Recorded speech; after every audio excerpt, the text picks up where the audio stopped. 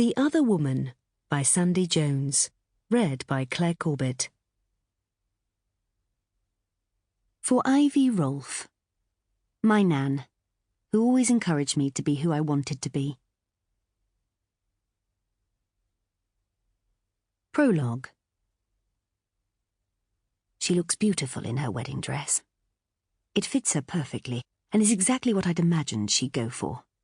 Elegant, understated, and unique, just like her.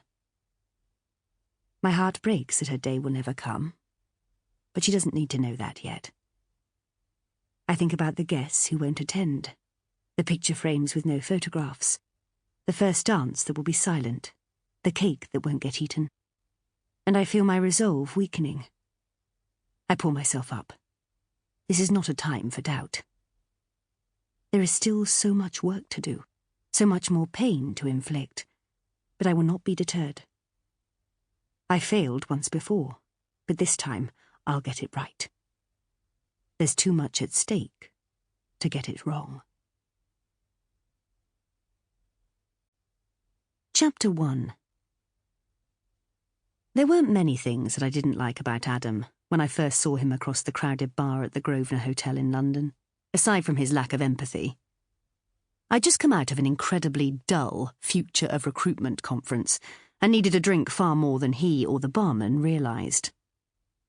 I'd been standing at the bar for what felt like an eternity, theatrically waving a battered £10 note in the air, when, just along from me, a dark-haired man muscled his way to the front, holding a credit card.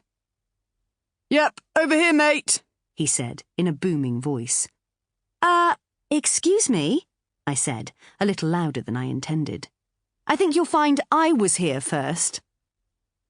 He shrugged and smiled. "Sorry, but I've been waiting ages."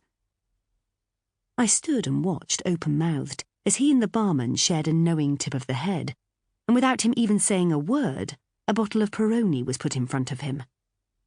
"Unbelievable," I mouthed as he looked over at me. He smiled that smile again and turned to the throng of men beside him to take their orders.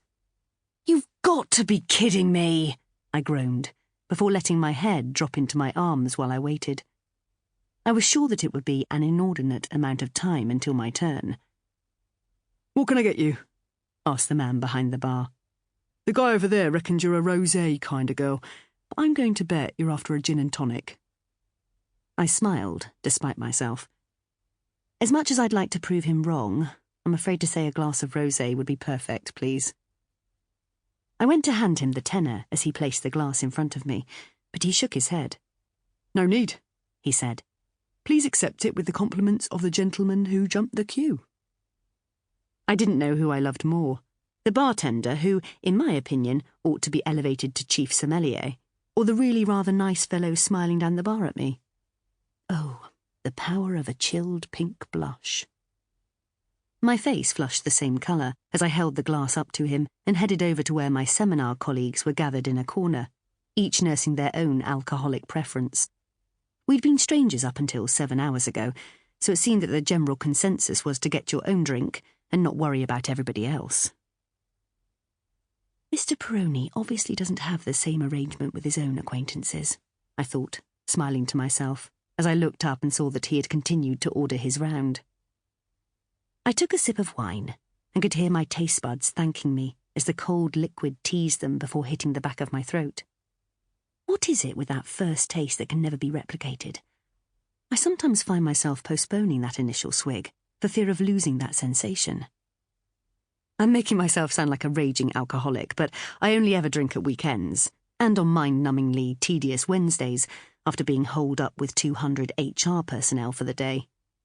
We'd been helpfully informed during a lecture entitled "Nobody Likes Us, We Don't Care," that a recent survey had revealed that recruitment consultants were fast becoming the most disliked professionals, second only to estate agents.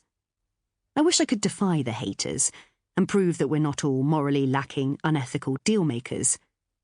But as I look around at the brash, loud, would-be city boys with their slicked-backed hair and insincere expressions, I have to hold my hands up in defeat.